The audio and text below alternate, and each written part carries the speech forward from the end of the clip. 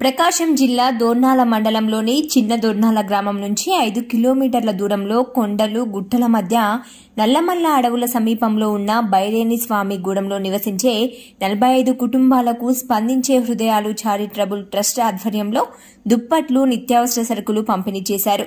పొట్టకూటి కోసం పొద్దున్నే మిరపకోతలకు వెళ్తున్నారనే సమాచారం అందుకున్న ట్రస్ట్ సభ్యులు తెల్లవారుజామునే గూడెం బాట పట్టి గిరిజనులకు నిత్యావసర వస్తువులు దుప్పట్లు పంపిణీ చేశారు.